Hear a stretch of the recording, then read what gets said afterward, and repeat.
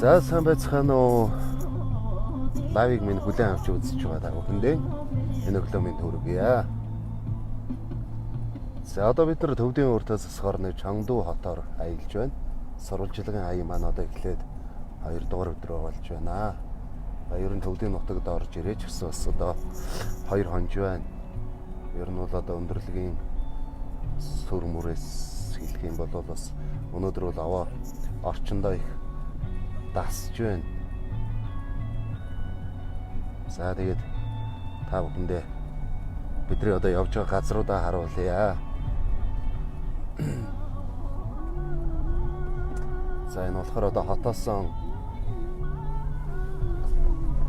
хотоосон гарч ирээд бид нар одоо бас нэг группээр очиж байгаа маа. Тэгээд ер нь замын үзмж нь бол бас илүү хүмүүс хүрэх юм болов, хүмүүс бас сонирхох юм болов гэж бодоод ингээд явж байна да.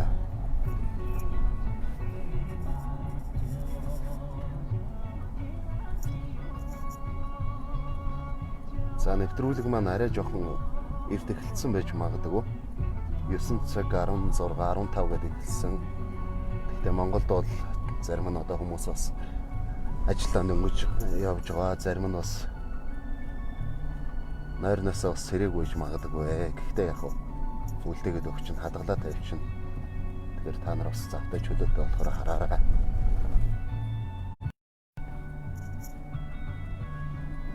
Яг төвд жолоочтой.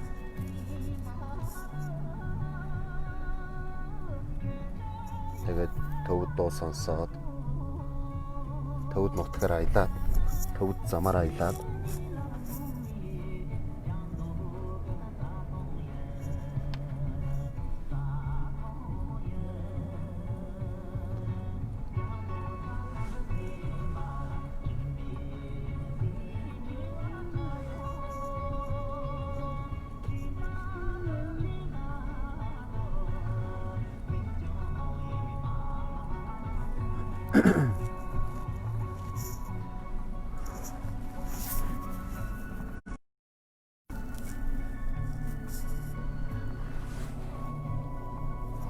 гоё явж байна шүү. Харин тийм ээ, ястай гоё байна. Өчигдөр бол жоохон анх хонгоцны бодолд буугаад жоохон сүрдээд байсан. Өнөөдөр бол одоо ер нь үндсэндээ гайгүй байна. Дуу муу бас ойртсон. Тэгээд ер нь тэгэл царайн дээр бол бас нэг тэгж амар ядраад байсан тийм төлөв бол гарахгүй байна. Тэгээд энэ орчиндөө их дасан зохицож байгаа юм байна.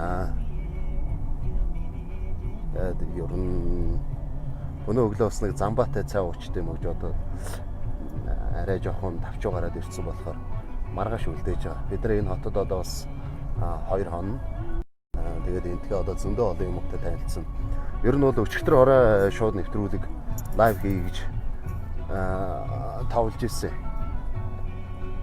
Тэгээд өчигдөр бид нар Чангду хотын одоо тэр шөнийн үзэмжтэй танилцсан. Тэгээд гадуур дотор явж байгаа тэр төвдийн одоо бас нэг өөрсдийн тэр нэг онцлогтой тэр нэг бүжиг байдаг. Тэгэд их сонирхолтой ороод тэр өнөө өргөн жилийн уудан талбай дээр нь болохоор ингээд юу тавьчихдаг. Радиогийн нэвтрүүлэг нь явж идэг. Радио нэвтрүүлэг нь явж гаад за одоо 7 хагас юм уу 8-ын үеэр болоод ирэхээр цаанаасаа ингээд өнөө төвдийнхэн тэр бүжгийнхаа хөгжмийг тавьчихдаг.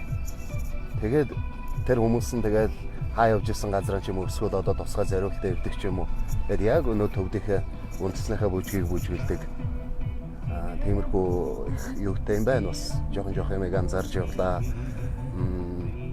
Тэгээд хэрвээ өнөө орой өчигдөр орой бол яа харахгүй ширүүн бороо орсон. Аянга нэжигнээд. Гэхдээ өнөө орой хэрвээ бороо орохгүй бол тэр бүжгийг бас та бүхэндээ сонирхуулъя гэж бодож байна. Учир нь яг тэгэхээр би өөрөө ч бас их сонирхолтой байж байгаа. Өөрийнхөө сонирхож байгаа бүх зүйлээ та бүхэндээ бас үзүүлээ, харуулъя гэж бодож явж байна да. За, бороо урын ихтэй байгаа юм шиг байна. Харин тийм ээ, өчигдөр орой бүр амар бороо ороод аянга нэжигнээд бүр сөрхөн юм болсон. Энд одоо бас нэг их онцлогтой нэг юм байна л да.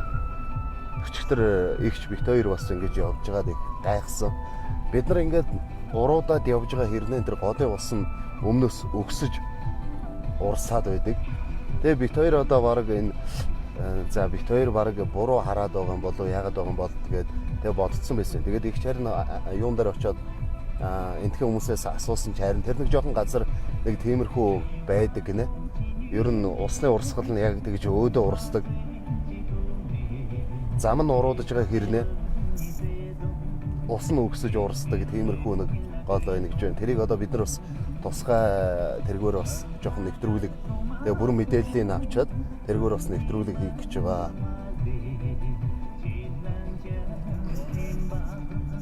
За.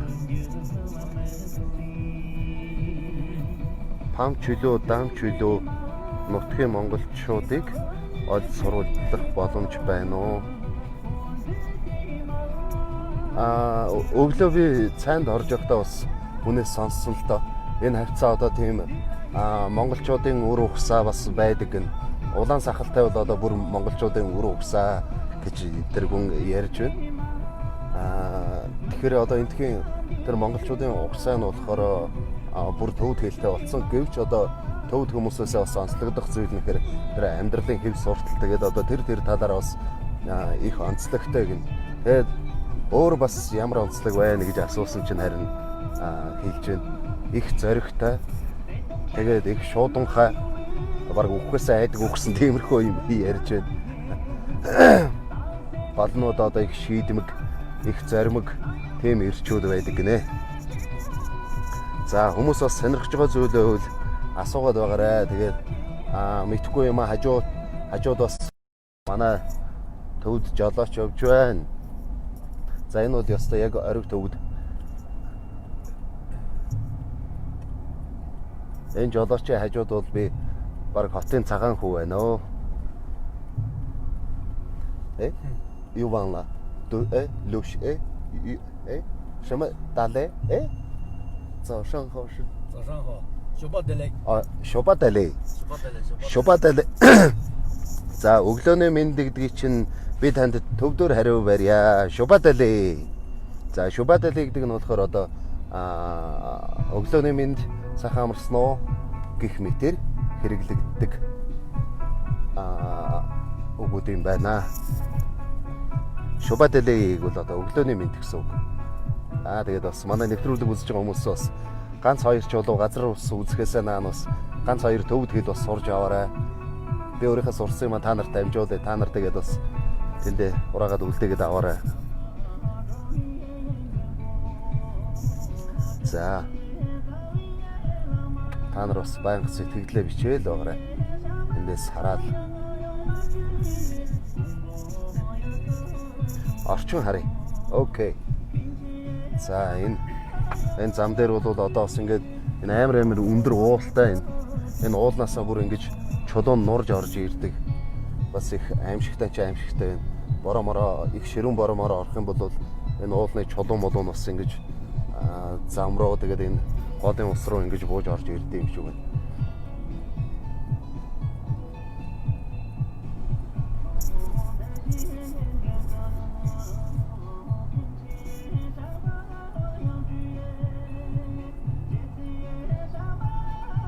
За өнөөдрийн лайв болохоор бас өөр лайвуудыг бодвол арай өөр жоохон онцлогтой юм уу гэж бодож байна. Ягаад тэгэхээр ард талд тавьж байгаа хөгжим нь яг төвд. Тэгэхээр одоо төвдийн уул ус тэгээ төвдийн хүн ард соёл түүх бүх юмтай танилцуулахын хажуугаар бас ингээд үндэснийхэн тэр дуу хөгжмийг тавьчвал та нар одоо яг ингээд өөрөө яг ингээд нутагт нь ирсэн байгаа юм шиг тиймэрхүү мэдрэмж төрүүлж магадгүй гэж бодоод сая жолоочийг хэлж байгаад дуугаан жоохон чангалаарай гэж хэлээ. Тэгээд явж байна да. За. Мөнх очир ган төмөр. Мөнх очир. Манай мөнх очир гараад ирсэн явж байгаа юм шүү дээ. За мөнх очироо найзынхаа лавыг цааш нь шеэрлээрээ. Манай өнөө янзгнууд байдаг шүү дээ. Тийш шеэрлээрээ. Одоо олонхын хүмүүс бол энд баг ирнэ гэвэл одоо боломж орог бүрдэхгүй байх. Гэхдээ Надтай ингээд цуг явах юм бол баг тэгээд үндсэндээ харчиж байна. Бороо мороо чулуу молоо унаж монож. Бороо мороо чулуу молоо унаж